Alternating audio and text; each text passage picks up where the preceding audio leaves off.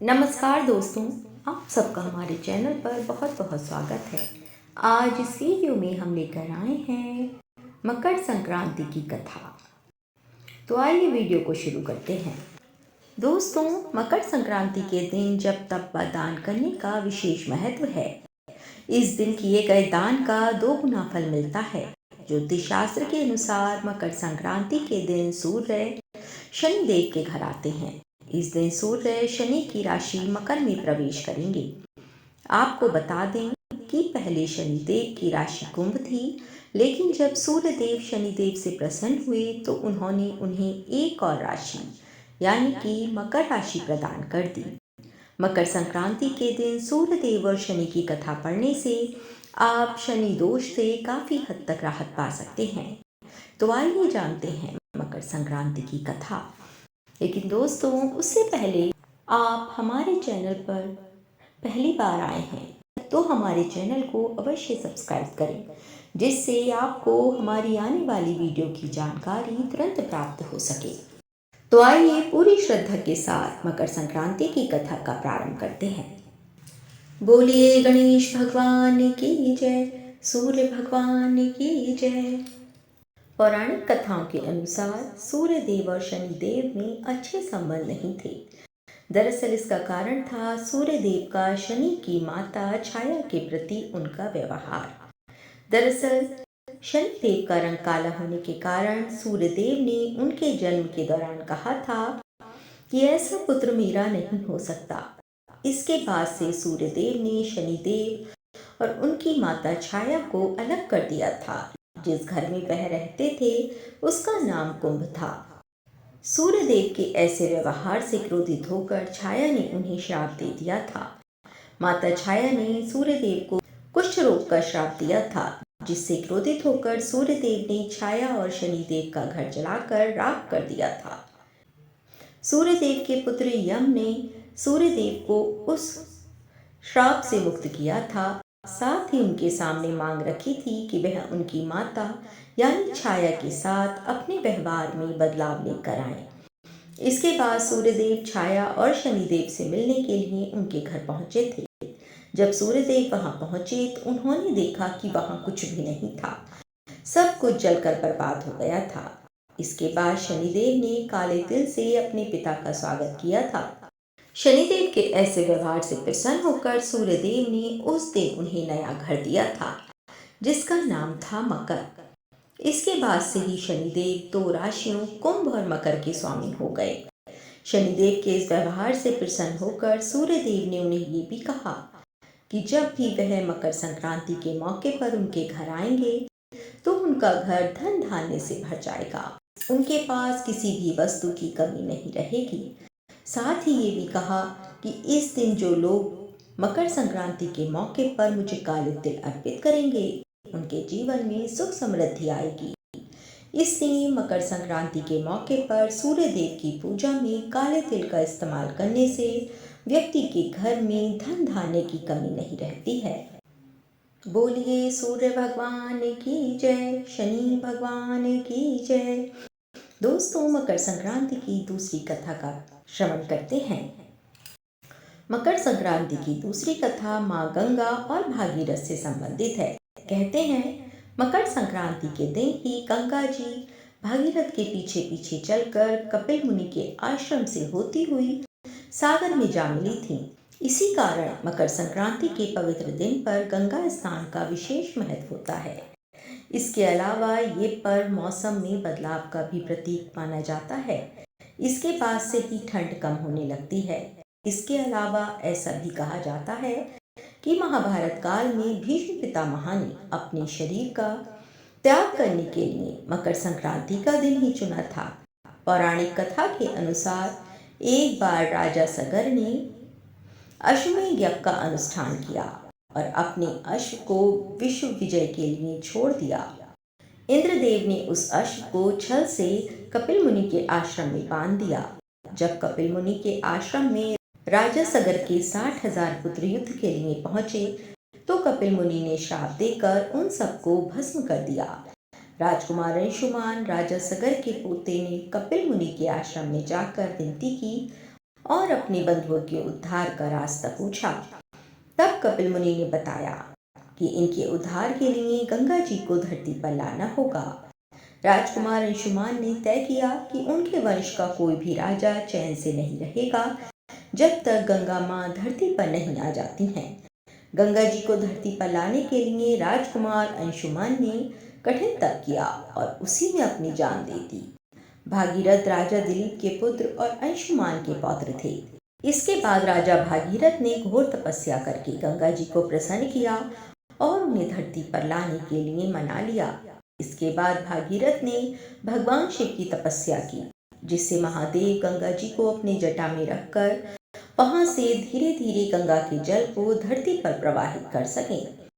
भगवान शिव ने भागीरथ के कठिन तपस्या से प्रसन्न होकर उन्हें इच्छित वर दिया।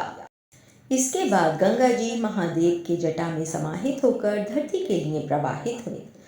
भागीरथ ने गंगा जी को रास्ता दिखाते हुए कपिल मुनि के आश्रम गए, जहां पर उनके पूर्वजों की राख उद्धार के लिए प्रतीक्षा कर रही थी। कहते हैं गंगा जी के पावन जल से भागीरथ के पूर्वजों का उद्धार हुआ। उसके बाद गंगा जी सागर में मिल गईं। कहा जाता है कि जिस दिन गंगा जी कपिल मुनि के आश्रम पहुंची उस दिन मकर संक्रांति का दिन था। कहते हैं कि इस कारण ही इस दिन श्रद्धालु गंगा स्नान करते हैं। बोलिए महादेव जी की जय, गंगा मैया की जय। भक्तों, मकर संक्रांति की पौराणिक कथा मधु और कैटभ नामक दो दैत्यों से जुड़ी हुई है। आइए इस कथा का श्रवण करते हैं। चिरकाल में मधु और कैटभ नामक दो दैत्य थे जो आसुरी प्रवृत्ति के थे। इनके अत्याचार और दुस्साहस से तीनों लोकों में हाहाकार मच गया। इसके बाद भगवान विष्णु जी ने दोनों का वध कर दिया। दोनों के धड़ को दो विपरीत दिशा में फेंक दिया। हालांकि धड़ एकजुट होकर फिर से मधु और कैटभ बन गए और तीनों लोकों में अपना आतंक मचाना शुरू कर दिया। इसके बाद भगवान विष्णु जी ने आदिशक्ति का आह्वान किया और मां दुर्गा ने मधु और कैटभ दोनों का वध किया। कालांतर में भगवान श्री हरि विष्णु जी ने मधु और कैटभ को पृथ्वी लोक पर लाकर मंदार पर्वत के नीचे उन्हें दबा दिया ताकि वह फिर से उत्पन्न ना हो सके। तब मधु और कैटभ ने मकर संक्रांति के दिन उनसे दर्शन देने का वरदान मांगा। दानवों के इस वरदान को विष्णु जी ने स्वीकार कर लिया। कालांतर से भगवान नारायण मकर संक्रांति के दिन मंदार पर्वत पर दानवों को दर्शन देने के लिए आते हैं। इसके अलावा सूर्यदेव एक माह के लिए मकर संक्रांति के दिन अपने पुत्र शनिदेव के घर आते हैं। बोलिए विष्णु भगवान की जय, माँ दुर्गा की जय। दोस्तों, मकर संक्रांति पर सुनी जाने वाली धर्मराज की कहानी कुछ इस प्रकार है। एक समय जब पृथ्वीलोक पर बब्रुवाहन नामक एक राजा हुआ करता था। उसके राज्य में किसी भी चीज की कमी नहीं थी। इसी राज्य में एक हरिदास नामक ब्राह्मण भी निवास करता था, जिसका विवाह गुणवती से हुआ था, जो कि बहुत ही धर्मवती एवं पतिव्रता महिला थी। गुणवती ने अपना पूरा जीवन सभी देवी देवताओं की उपासना में लगा दिया और वह सभी प्रकार के व्रत करती थी और दान धर्म भी किया करती थी। इसके अलावा अतिथि सेवा को वह अपना धर्म मानती थी। ऐसे ही ईश्वर की उपासना करते हुए वह वृद्ध हो गई। जब उसकी मृत्यु हुई तो धर्मराज के दूत उसे अपने साथ धर्मराजपुर ले गए। यमलोक में एक सुंदर सिंहासन पर यम धर्मराज विराजमान थे और उनके पास ही चित्रगुप्त भी बैठे थे। चित्रगुप्त जब धर्मराज को प्राणियों का लेखा जोखा सुना रहे थे, तभी यमदूत गुणवती को लेकर पहुंचे। गुणवती यमराज को देखकर थोड़ी भयभीत हुई और मुंह नीचे करके खड़ी हो गई। फिर चित्रगुप्त ने गुणवती का ब्यौरा निकाला और उसके बारे में धर्मराज को बताया। धर्मराज ने गुणवती का पूरा ब्यौरा देखा और वे प्रसन्न हुए, लेकिन फिर भी उनके मुख पर थोड़ी सी उदासी भी छाई हुई थी। यह देखकर गुणवती ने पूछा, हे प्रभु, मैंने तो अपने जीवन काल में सारे सत्कर्म ही किए, फिर भी आपके मुख पर उदासी क्यों छाई है? इसका कारण क्या है प्रभु? मुझसे क्या भूल हुई है? धर्मराज ने कहा, हे देवी, तुमने सभी देवी देवताओं के व्रत किए हैं उपासना की है, लेकिन कभी भी तुमने मेरे नाम से कुछ पूजा या पाठ का दान नहीं किया। पूजा या पाठ या दान नहीं किया। धर्मराज की बात सुनते ही गुणवती क्षमा याचना करने लगी और कहने लगी, हे प्रभु, मुझे आपकी उपासना के बारे में कुछ पता नहीं है। कृपा करके मुझे ऐसा उपाय बताइए प्रभु, जिससे सभी मनुष्य आपकी कृपा के पात्र बन सके। मैं आपके मुख से आपकी भक्ति का मार्ग सुनना चाहती हूँ और मेरी कामना है कि मृत्यु लोक पर वापस जाकर मैं आपकी भक्ति करूँ और सभी लोगों को इस बारे में बताऊं। धर्मराज ने बताया, जिस दिन सूर्यदेव उत्तरायण में प्रवेश करते हैं, यानी मकर संक्रांति के दिन मेरी पूजा शुरू करनी चाहिए और उस दिन से लेकर पूरे 1 साल तक मेरी पूजा करते हुए ये कथा सुननी चाहिए। साथ ही मेरी पूजा करने वाले व्यक्ति को धर्म के इन 10 नियमों का पालन अवश्य करना चाहिए। पहला है धीरज रखना, यानी कि संतुष्ट रहना। दूसरा, अपने मन को वश में रखना और सभी को क्षमा करना चाहिए। तीसरा, किसी भी प्रकार का दुष्कर्म नहीं करना चाहिए। चौथा, शारीरिक और मानसिक शुद्धि का ध्यान रखना चाहिए। पांचवा, अपनी इंद्रियों को वश में रखना चाहिए। छठा, बुरे विचारों को अपने मन में नहीं लाना चाहिए। सातवां, पूजा पाठ और दान पुण्य करना चाहिए। आठवां, व्रत करना और व्रत में कहानी अवश्य सुनना चाहिए। नवां, सच बोलना और सभी से अच्छा व सच्चा व्यवहार करना चाहिए। और नंबर 10, क्रोध कभी नहीं करना चाहिए। धर्म के इन सभी लक्षणों का पालन करते हुए 1 साल तक मेरी कथा नियम से सुने, दान पुण्य और परोपकार के काम करें और अगली मकर संक्रांति पर इस व्रत का उद्यापन करें। इसके बाद मेरी एक मूर्ति बनाकर विधि विधान से प्राण प्रतिष्ठा करवाकर हवन पूजन करें और साथ ही चित्रगुप्त की भी पूजा करें और काले तिल के लड्डू का भोग लगाएं। इसके बाद ब्राह्मण भोज करवाएं व बांस की टोकरी में 5 सेर अनाज का दान करें। साथ ही किसी जरूरतमंद को गद्दा, तकिया, कंबल, छप्पर, लोटा व वस्त्र आदि का दान करें। संभव हो तो गौ दान करें। धर्मराज से व्रत की पूरी कथा सुनकर गुणवती ने पुनः धर्मराज से प्रार्थना की, हे प्रभु, मुझे फिर से मृत्यु लोक में जाने दीजिए, जिससे मैं आपका व्रत कर सकूं, साथ ही इस व्रत का प्रचार भी लोगों में कर सकूं। इस पर यमराज ने गुणवती को धरती लोक पर फिर से जाने दिया। धरती पर वापस आकर गुणवती ने धर्मराज द्वारा बताए गए व्रत के बारे में अपने पतिदेव को बताया। मकर संक्रांति आते ही गुणवती और उसके पति ने ये व्रत करना शुरू कर दिया। इसी व्रत के प्रभाव से उन पर धर्मराज की कृपा हुई और उन्हें मोक्ष की प्राप्ति हुई। बोलिए धर्मराज की जय। दोस्तों, मकर संक्रांति पर सुनी जाने वाली एक और कथा राई बाई की कहानी का श्रवण करते हैं। बोलिए महादेव की जय, गणेश भगवान की जय। दोस्तों, एक समय की बात है, एक छोटी सी लड़की थी जो कार्तिक नहाया करती थी। कार्तिक का महीना पूरा हुआ तो सब कहने लगी कि गंगा जी जाएं या जमुना जी जाएं या हरिद्वार होकर आएं। एक स्त्री बोली कि मैं तो राई दामोदर भगवान को जिमाऊंगी।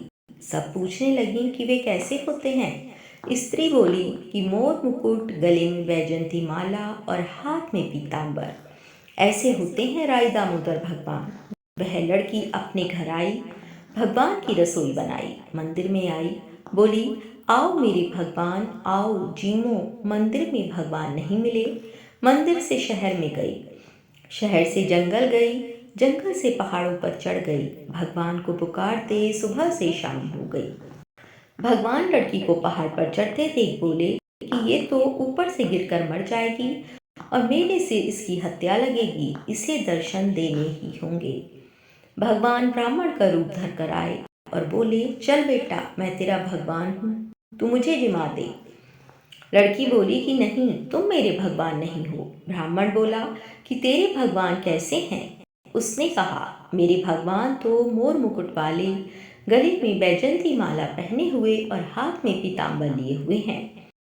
ब्राह्मण बोला, अच्छा ऐसे हैं तेरे भगवान। लड़की बोली, हाँ ऐसे हैं मेरे भगवान। अब भगवान ने लड़की के सामने अपना चतुर्भुजी रूप दिखाया।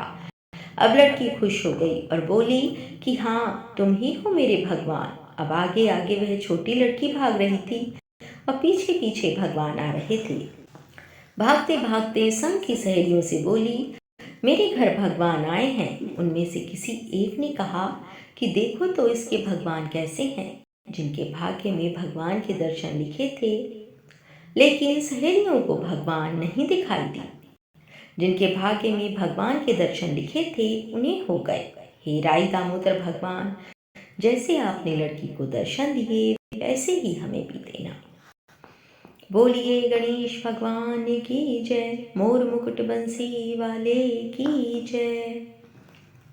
दोस्तों, अगर आपको हमारी कहानियाँ पसंद आई हों तो आप हमारे चैनल को सब्सक्राइब करें, वीडियो को लाइक करें, शेयर करें, जिससे अधिक से अधिक लोग इस जानकारी को प्राप्त कर सकें।